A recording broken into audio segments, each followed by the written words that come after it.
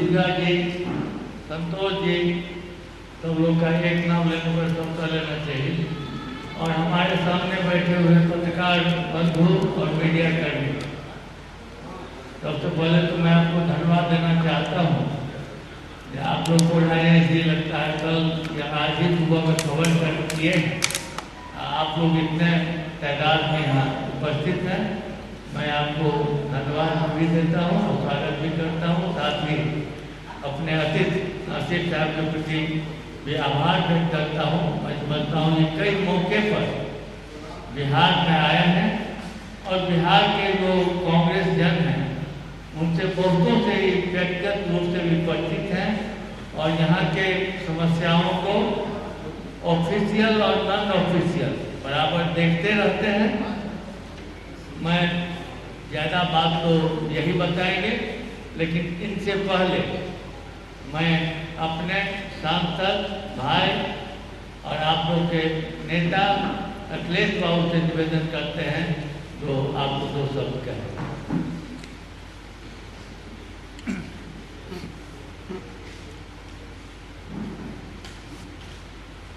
नमस्कार माननीय अध्यक्ष जी और आज के प्रेस कॉन्फ्रेंस के मुख्य अतिथि के तौर पर आए हुए राज्यसभा के हमारे सहयोगी और इस देश के बड़े नेता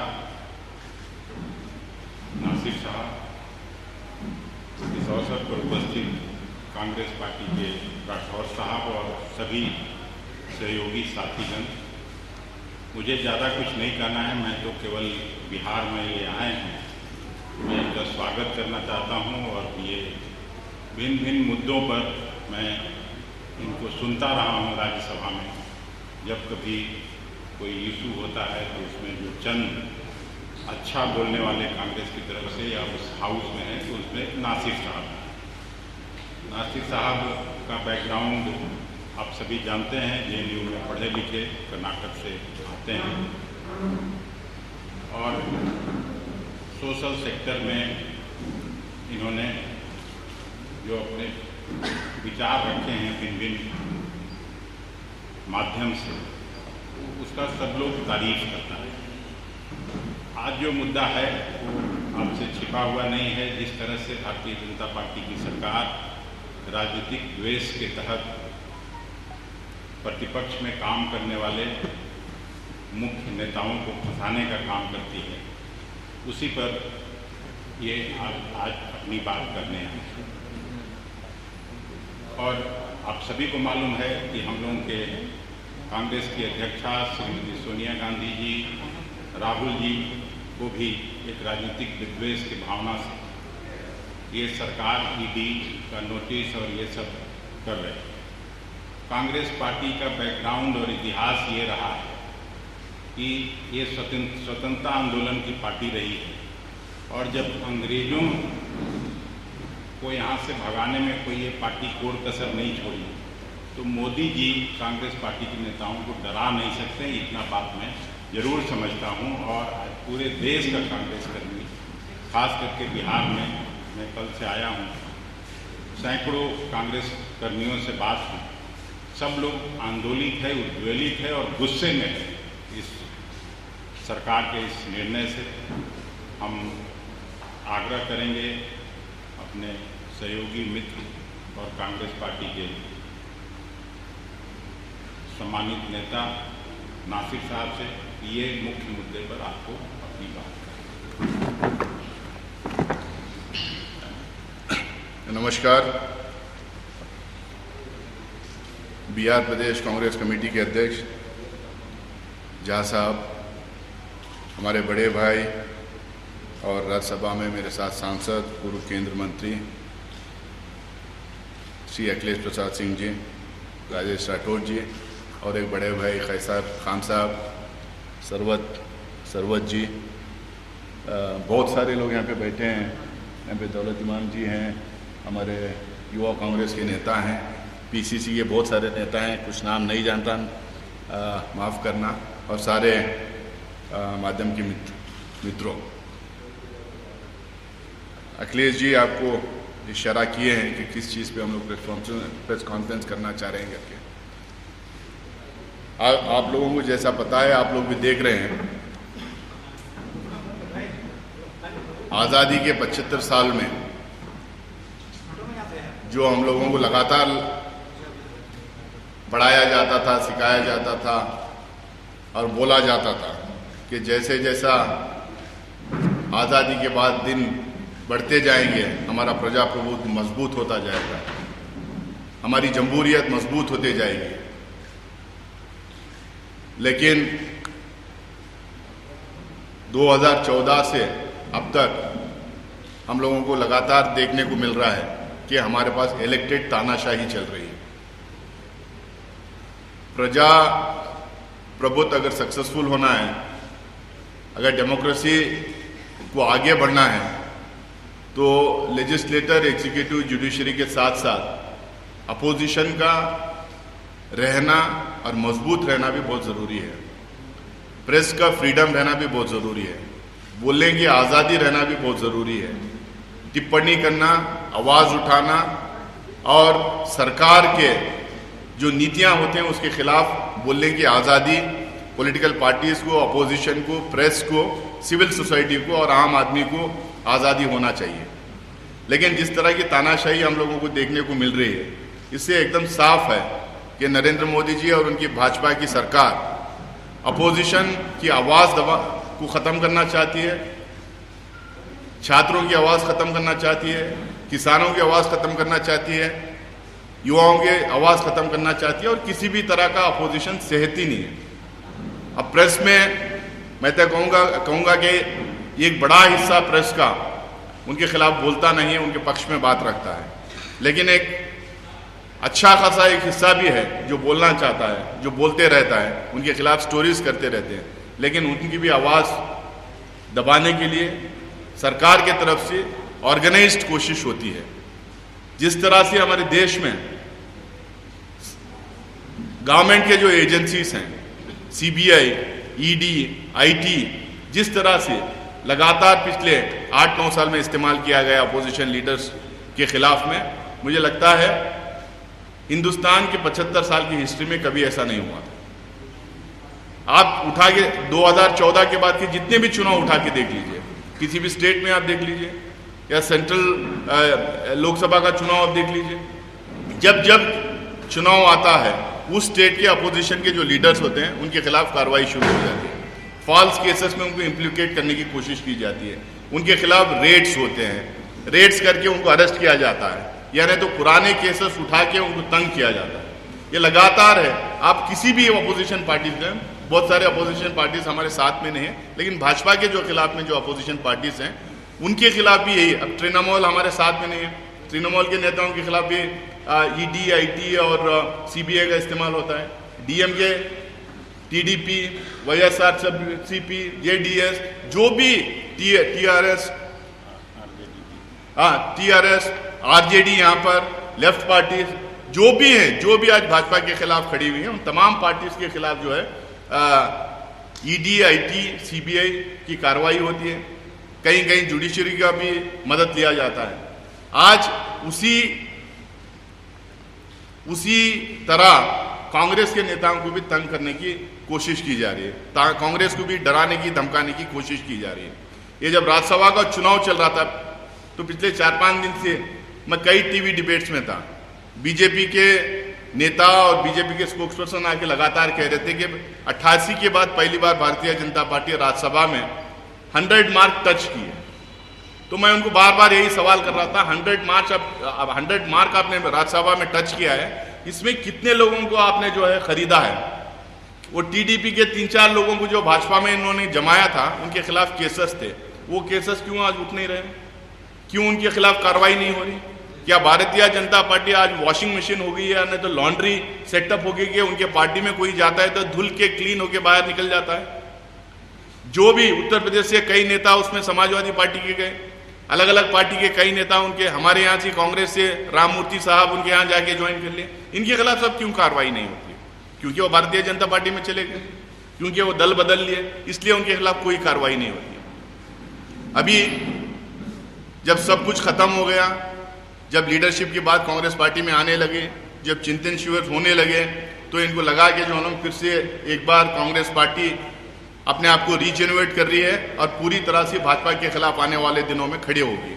तो इसलिए एक छोटा सा केस लेके, जो बिल्कुल केस है ही नहीं, उसमें कोई दम है ही नहीं, उसमें कोई सच्चाई है ही नहीं, उस केस को लेके जो है ये लोग ईडी के समन्स राहुल गांधी जी को और सोनिया गांधी जी को इन्होंने भेजा है। मल्लिकार्जुन खड़गे साहब जो एलओपी के हमारे पार्टी के बहुत बड़े नेता हैं, बहुत सीनियर मोस्ट नेता हैं, दलित कम्युनिटी से आते हैं, उनको भी इन्होंने समन्स भेजा था। तो लगातार ये समन्स भेज के जो डराने की कोशिश कर रहे हैं, तो हम लोगों को लगा कि लोगों के सामने हमारी बात रखना चाहिए आप लोगों के माध्यम से कि आखिरकार ये मसला क्या है, इसमें इश्यू क्या है, सच्चाई क्या है। तो कौन से मुद्दे पे ये ईडी राहुल गांधी जी को, सोनिया गांधी जी को, खड़गे साहब को, इन तमाम लोगों को समन्स भेज रही है, क्यों बुला रही है? तो इसमें हम लोगों को लगा कि देश भर में हम लोगों को प्रेस कॉन्फ्रेंसेस करना है। हम प्रेस कॉन्फ्रेंस हर स्टेट कैपिटल में करके सच्चाई क्या है, दूध का दूध पानी का पानी हो जाए, सच्चाई क्या है लोगों के सामने हम रखें। ये नेशनल हेराल्ड का केस है। ये नेशनल हेराल्ड क्या है आप तमाम लोगों को पता है। नेशनल हेराल्ड एक न्यूज़पेपर है जो एसोसिएटेड जर्नल्स लिमिटेड के द्वारा ये न्यूज़पेपर स्टार्ट किया गया था 1937 में। और कौन लोग ये न्यूज़पेपर स्टार्ट किए थे? पंडित जवाहरलाल नेहरू, सरदार वल्लभ भाई पटेल साहब, श्री पुरुषोत्तम टंडन साहब, आचार्य नरेंद्र देव साहब, रफ़ी अहमद खिदवाई साहब और बहुत सारे लोग मिलके ये नेशनल हेराल्ड न्यूज़पेपर स्टार्ट किए थे। आज़ादी के आंदोलन के टाइम पे लोगों तक कांग्रेस पार्टी की आवाज़ पहुंचाने के लिए, कांग्रेस पार्टी का मैसेज पहुंचाने के लिए, आज़ादी के आंदोलन में जो हमारे नेता लड़ रहे थे, कांग्रेस पार्टी के अलावा भी बहुत सारे नेता लड़ रहे थे, उन तमाम नेताओं की आवाज़, उनका मैसेज, उनके मूवमेंट्स, उनके कार्यक्रम के बारे में लोगों तक आवाज़ पहुंचाने के लिए, मैसेज पहुंचाने के लिए ये पेपर स्टार्ट किया गया था। इस पेपर को 1945 में इतना पॉपुलर हो गया था पेपर, अंग्रेजी गवर्नमेंट, अंग्रेजी हुकूमत ने 1945 में इस पेपर को बैन किया था। 1942 से 1945 तक 3 साल इस पेपर को बैन किया था। जब इस पेपर को बैन किया गया था, महात्मा गांधी जी ने कहा ये tragedy for the national movement, ये बैन करना is a tragedy for national movement करके महात्मा गांधी जी ने उस समय में स्टेटमेंट दिया था। इसके उसके बाद पेपर चलता रहा, अच्छा एडिटोरियल इसका आता रहा, अच्छा खबर इसकी पहुंचती रही, बहुत एक्सेलेंट तरीके से इस पेपर का काम होता रहा। लेकिन जैसा आप तमाम लोग जानते हैं, आप लोग सब मीडिया में काम करते हैं, सारे मीडिया हाउसेस के अप्स एंड डाउन्स आते हैं, लॉसेस भी होते हैं, प्रॉफिट्स भी होते हैं। उसी तरह से नेशनल हेराल्ड पेपर का टाइम टू टाइम इकट्ठा अगर करें तो 90 करोड़ रुपए के लॉसेस इनके चल रहे थे अलग अलग टाइम पे, ओवर ए पीरियड ऑफ 10-12 साल तक। तो कांग्रेस पार्टी से, क्योंकि कांग्रेस पार्टी से ये पेपर एसोसिएटेड रहा, कांग्रेस की आवाज़ रही, कांग्रेस के प्रिंसिपल्स और कांग्रेस के वैल्यूज़ को जो है लोगों तक पहुंचाने का ये काम करता था। तो कांग्रेस पार्टी 11 साल में 2002 से 2011 तक 10 साल में 9-10 साल में करीब 90-100 इंस्टॉलमेंट में 90 करोड़ रुपए नेशनल हेराल्ड और उसका जो कंपनी था associated journals of India limited को जो है 90 करोड़ रुपए कर्जा दिया, लोन दिया। और हिंदुस्तान के लॉ में कोई भी पॉलिटिकल पार्टी किसी को कर्जा देना, लोन देना कोई जुर्म नहीं है, कोई क्रिमिनल एक्ट नहीं है, कहीं लॉ में इसके खिलाफ कहीं कुछ लिखा नहीं गया। तो ये 90 करोड़ किस लिए इस्तेमाल किए गए? ये 90 करोड़ में 67 करोड़ के आसपास, 66-67 करोड़ के आसपास नेशनल हेराल्ड के आप जैसे जो भाई यहाँ पे बैठे हैं, जो वहाँ पे काम करते थे, उनकी सैलरीज के लिए, जो रिटायर्ड होते थे उनका लमसम अमाउंट देने के लिए, वीआरएस जिनका वीआरएस अमाउंट देने के लिए 67 करोड़ खर्च किए। बाकी के 33 करोड़ के आसपास जो है, जो गवर्नमेंट बिल्स होते थे, इलेक्ट्रिसिटी बिल होती थी, हाउस टैक्स होता था और दूसरे जो ड्यूज टेनेंसी चार्जेस होते थे, थोड़ा बहुत बिल्डिंग का एक्सपेंडिचर होता था, उस पर खर्च किया गया। ये 90 करोड़ रुपए नेशनल हेराल्ड को जो दिया गया, ये कर्जा के तौर पे दिया गया।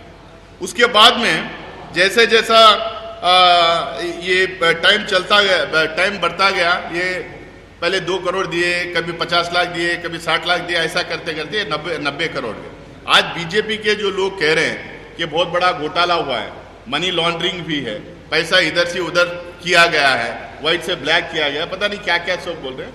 इन लोगों को ये पता होना चाहिए कि लोन देना पॉलिटिकल पार्टी द्वारा हो या किसी कंपनी द्वारा हो, हिंदुस्तान में कोई जुर्म नहीं है और कोई एक क्रिमिनल एक्ट नहीं है वो। अब ये हम लोग इसको क्यों पैसा दिए? क्योंकि हम लोग, हमारा न्यूज़पेपर है, हमारे पार्टी से जुड़ा हुआ है, आज़ादी के आंदोलन के टाइम से हमारे साथ जुड़ा हुआ है, हम लोगों का स्टार्ट किया गया है पेपर है, तो हम लोग को लगा कि जो हम इसको बेल आउट करना चाहिए, तो टाइम टू टाइम थोड़ा बहुत पैसा देके हम लोग इसको बेल आउट करने की हम लोग कोशिश कर रहे थे। सुब्रमण्यम स्वामी साहब जो एमपी हैं और अभी एमपी शायद नहीं है, वो बीजेपी से हैं, उन्होंने इलेक्शन कमीशन में कंप्लेंट किया था कि भाई कांग्रेस पार्टी जो है मनी लॉन्ड्रिंग का काम की है, आउट ऑफ टर्न जाके पैसा दी है और ब्लैक से वाइट, वाइट से ब्लैक करने का कुछ काम किए करके कंप्लेंट किया। तो 6/11/2012 में इलेक्शन कमीशन ने उनको चिट्ठी लिखी, सारा तहकीकात करके उनको बोला कि इसमें कोई केस नहीं है और इलेक्शन कमीशन कोई पॉलिटिकल पार्टी का जो है पैसे के बारे में सिर्फ ऑडिटिंग एक देती है। पॉलिटिकल पार्टी कितना भी पैसा ले सकती है किसी से भी, बस उसको ये है कि उसको ऑडिटिंग करना है, उसके बुक्स में होना है। और जो 90 करोड़ रुपए हम लोगों ने नेशनल हेराल्ड को या एसोसिएटेड जर्नल्स लिमिटेड को जो पैसा दिया था, वो हमारे तमाम ऑडिटिंग में आया है। हमारे बुक्स ऑफ अकाउंट्स में जो जितने 10-11 साल में वो पैसा दिया गया था वो सब एंट्री किया गया है। नेशनल हेराल्ड के बुक्स ऑफ अकाउंट में वो है, उनके ऑडिटिंग में है और कंपनी के ऑडिटिंग में है। इसमें कोई छुपा छपा खेल नहीं है, ये सब व्हाइट में है, चेक में है, ऑन पेपर है ये सभी। अब क्योंकि ये 90 करोड़ वापस दे नहीं सक रहे थे और इनके पास पैसा है नहीं और इनको वापस देना है कांग्रेस पार्टी को, अब इनके ये लगातार कोशिश करने के बावजूद भी इनको प्रॉफिट हो नहीं रहा था, तो इनके असेट्स थे पूरे हिंदुस्तान भर में, नेशनल हेराल्ड के असेट्स हैं और कांग्रेस पार्टी वो असेट्स को इक्विटी शेयर्स में बदल दिया गया, सारे एसेट्स को नेशनल हेराल्ड के। अब कांग्रेस पार्टी एक पॉलिटिकल पार्टी है, इक्विटी शेयर्स ले नहीं सकती है, शेयर्स खरीद नहीं सकती है किसी के भी। तो हमारा और एक दूसरा जो ऑर्गेनाइजेशन है यंग इंडियन ऑर्गेनाइजेशन करके, वो यंग इंडियन ऑर्गेनाइजेशन को शेयर्स ट्रांसफर करने के लिए बोले। यंग इंडियन ऑर्गेनाइजेशन सारे शेयर्स नेशनल हेराल्ड के खरीद लिए थे और यंग इंडियन जो ऑर्गेनाइजेशन है, कंपनी है, नॉट फॉर प्रॉफिट जो कंपनी है, उस कंपनी के डायरेक्टर सोनिया गांधी जी हैं, राहुल गांधी जी हैं, उसमें ऑस्कर फर्नांडिस थे, मोतीलाल वोरा जी थे, बहुत सारे कांग्रेस के सीनियर लीडर्स उसमें थे। तो सारे शेयर्स जो नेशनल हेराल्ड के या एसोसिएटेड जर्नल लिमिटेड के हैं, उसके सारे शेयर्स यंग इंडियन कंपनी जो है उसको खरीद ली। अब इनका ये कहना है कि कांग्रेस के लीडर्स फायदा लिए हैं, कांग्रेस के लीडर्स मुनाफा खा रहे हैं, प्रॉफिट उनको मिला है, उनको अंडर हैंड डीलिंग है, ये 50 तरीके के एलिगेशंस लगा रहे हैं। लेकिन एक चीज़ आप लोगों को बताऊं मैं, यंग इंडियन जो कंपनी है वो नॉट फॉर प्रॉफिट है, उसमें जितने डायरेक्टर्स हैं ना तो वो सैलरी ले सकते हैं, ना डिविडेंड ले सकते हैं, ना प्रॉफिट ले सकते हैं, ना किसी भी तरह का उससे पैसा उठा सकते हैं। जब नॉट फॉर प्रॉफिट है कंपनी, तो जब किसी को पैसा मिल ही नहीं रहा है, तो फिर कहाँ इसमें घपला हुआ है, कहाँ घोटाला हुआ है, कहाँ इसमें मनी लॉन्ड्रिंग भी है। 90 करोड़ हम लोग इन वाइट दिए हैं, ऑन अकाउंट दिए हैं और उसका इक्विटी शेयर्स यंग इंडियन को वो ट्रांसफर हुआ है।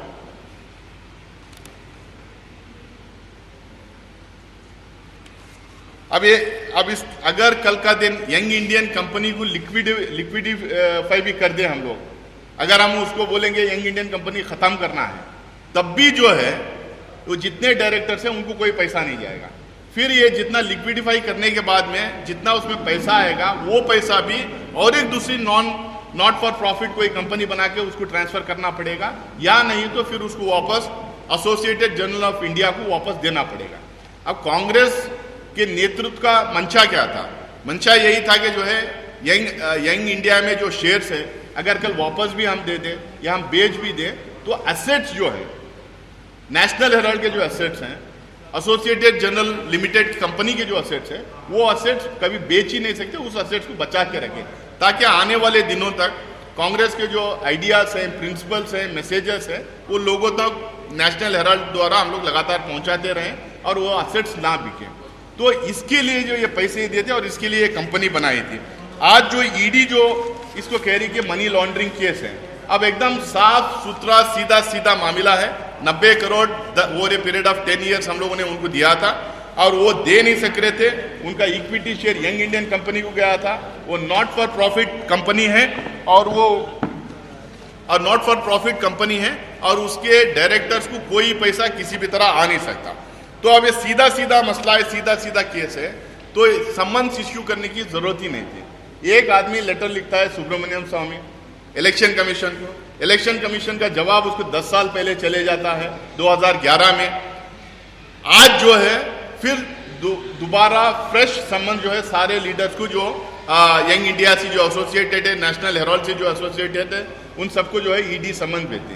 तो ये जो राजनीति भारतीय जनता पार्टी की चल रही है, तो नरेंद्र मोदी जी जो ह्यूमिलेट करने की, डराने की, धमकाने की, ब्लैकमेल करने की जो राजनीति कर रहे हैं, इससे कांग्रेस पार्टी डरने वाले नहीं है। अगर जेल भी जाना चाहें तो जेल जाएंगे। अगर उनको लग रहा है कि हम लोगों को जेल भेज के अगर उनको कोई सेटिस्फेक्शन मिलता है तो उसके लिए भी हम तैयार हैं। जब आज़ादी के आंदोलन के टाइम पे हमारे सारे लीडर, और आज़ादी के आंदोलन के बाद भी हमारे बहुत सारे लीडर्स, इंदिरा गांधी वगैरह को जेल पे ले गए थे, उसके बाद हिंदुस्तान में क्या असर अपोजिशन का हुआ था आप तमाम लोगों को पता है। कल हमारे नेता राहुल गांधी जी ईडी के सामने पेश होंगे अपने आप को। हमारे जितने तथ्य हैं, जितने हमारे पास डॉक्यूमेंट्स हैं, जितने हमारे पास एविडेंसेस है, वो सारा का सारा रखेंगे। और मेरे ख्याल से 23 तारीख को सोनिया गांधी जी को बुलाया है। जब भी सोनिया गांधी जी वहाँ पे उनके सामने अपीयर होंगे और सारे तत्व वहाँ पे रखेंगे, सारे एविडेंसेस उनके सामने रखेंगे। लेकिन ये जितना डराने की जो राजनीति कर रहे हैं, ये धमकाने की जो राजनीति चल रही है, इससे कुछ नहीं होगा। हम जितना ये डराएंगे उतना मजबूती से हम लोग उभर के निकलेंगे। जितना हम लोगों को दबाने की कोशिश करेंगे उतना हम जो मजबूती से वापस निकल के आएंगे। और सारे कांग्रेस जन पूरे हिंदुस्तान में कल सारे स्टेट कैपिटल सड़कों पे रहेंगे। ये जो तानाशाही चल रही है, ये नरेंद्र मोदी जी की जो तानाशाही की जो सरकार चल रही है, इसके खिलाफ पूरे हिंदुस्तान भर में प्रदर्शन रहेगा। उसके साथ में हमें कैंपेन गांव-गांव तक, ये जिस तरह से ये एजेंसीज को इस्तेमाल करके ये ब्लैकमेल करने की कोशिश कर रहे हैं, डराने की कोशिश कर रहे हैं, ये गांव-गांव तक, घर-घर तक हम लोगों तक जो पहुंचाएंगे और असली बात लोगों के सामने रखेंगे, ताकि इसका दूध का दूध, पानी का पानी हो जाए और मोदी जी को जो है, मोदी जी का जो चाल चरित्र और चेहरा सामने आए। अब मैं एक चीज़ और बताऊंगा, अभी आते आते मैं गाड़ी में पढ़ रहा था, ये जिस तरह से ये करप्शन फैलाए हुए हैं, जिस तरह से इनका करप्शन चल रहा है, सेंट्रलाइज्ड करप्शन। अभी जो है ये खबर आई है, श्रीलंका में 500 मेगावाट का विंड एनर्जी का प्लांट लगना था, उसका टेंडर निकला था। नरेंद्र मोदी जी फोन करके श्रीलंका के प्रेसिडेंट राजपक्षे, जो पहले प्रेसिडेंट थे, राजपक्षे को फोन करके कहते हैं कि वो अदानी को ही देना है और इसका डिपो। और वो वहाँ के अध्यक्ष राजपक्षे वहाँ के इलेक्ट्रिसिटी डिपार्टमेंट के हेड को बुला के बोलते हैं कि नरेंद्र मोदी जी का फोन आया है, उनका इंटरेस्ट अदानी जी में है, उनको वो पावर प्लांट उनको मिलना चाहिए। और ये वो इलेक्ट्रिसिटी डिपार्टमेंट का हेड वहाँ की जो पार्लियामेंट्री कमेटी ऑफ अंडरटेकिंग्स है, उसमें वो डिपोज किया है, अभी बाहर सामने आया है। तो इस तरीके का जो सेंट्रलाइज करप्शन है हर चीज में फैलाए हैं। रफेल में जो है, जिस कंपनी को ज्यादा, जिस कंट्री को ज्यादा पैसा मिला है वो तहकीकात कर रही है, लेकिन जिस कंट्री ने ज्यादा पैसा दिया है वहां पे कोई इंक्वायरी नहीं है। ये इस तरह से इन्होंने मजाक बना रखा है हमारे हिंदुस्तान में। कल पूरे हिंदुस्तान में प्रोटेस्ट रहेंगे और हम लोग भी ऑल इंडिया कांग्रेस कमेटी से ईडी के ऑफिस तक राहुल गांधी जी के साथ सारे राज्यसभा लोकसभा के सांसद जो है मार्च करेंगे। अखिलेश भाई और मैं भी जो है मतलब वहाँ पे सामने खड़े रह के कल मार्च करते हुए अब तमाम लोगों को दिखाई देंगे। Thank you so much. Sir, आपने कहा कि पूरी जो साजिश है बीजेपी की तरफ जो रचा जा रहा है देश में, क्या लगता है कि देश में जो स्थिति जिस तरह से तमाम विपक्ष एक तरफ जिस तरह से सारी बातें, उससे क्या लगता है, क्या एक बीजेपी की तरह से सेंट्रलाइज तमाम जो इनके एजेंसीज है वो उनके हाथ में चलेगा? नहीं, देखिए एजेंसीज को जिस तरह से इस्तेमाल कर रही है अपोजिशन के नेताओं को डराने, धमकाने, ब्लैकमेल करने की, यहाँ तक हम लोगों को पता है, क्योंकि मैं और अखिलेश भी बहुत ज़्यादा एक्टिव रहते हैं राज्यसभा में। हमारे राज्यसभा के अंदर अपोजिशन पार्टीज की एमपीज, क्योंकि बहुत सारे लोग आते हैं एमपीज वहाँ पे, कॉर्पोरेट सेक्टर जो कॉर्पोरेट चलाते हैं वैसे भी एमपीस हैं, जो बड़े बड़े उद्योगपति हैं वैसे लोग वहाँ पे आते हैं। उन लोगों को ब्लैकमेल करके, डरा के, ईडी के केसेस लगा के उनका टेन्योर कंप्लीट नहीं हुआ था, मिड टेन्योर में उनको जो है भाजपा में शामिल करा के सारे केसेस खत्म करवा के, रिजाइन करवा के, फिर दोबारा इलेक्ट करवा के अपने जो है राज्यसभा मेंबर्स वहाँ पे बनाए। ये जिस तरह से ये जो चल रहा है, ये क्यों ये सब कर रहे हैं? क्योंकि इनको पता है जितने ये लोग जन विरोधी नीतियां लाए हैं, जितने ये पोलराइजेशन करने की हिंदुस्तान में ये कोशिश की है, जितना हमारी आर्थिक स्थिति लगातार जो गिरते जा रही है, हर आप सेक्टर में आप देख लीजिए, एग्रीकल्चरल प्रोडक्शन गिरता गया, इंडस्ट्रियल प्रोडक्शन गिरता जा रहा है, एक्सपोर्ट्स गिरते जा रहे हैं, नौकरियां मिल नहीं रहे हैं, एमएसएमई सेक्टर का बुरा हाल है, किसान 14 महीने सड़कों पे थे। अब ये सारे चीजों को देख के उनको लग रहा है कि ये जो पोलराइजेशन करने की जो पॉलिटिक्स है, ये भी एक तरह की इससे भी लोग ऊब चुके हैं। तो इससे अब कैसा जो अपोजिशन के लोग जो आवाज उठा रहे हैं, जो नेता आवाज उठा रहे हैं, जो पार्टियां आवाज उठा रहे हैं, उनको कैसा साइलेंस करें, कैसा उनको चुप करें, तो उसके लिए ये सारे जो हम हथकंडे वो अपना रहे हैं।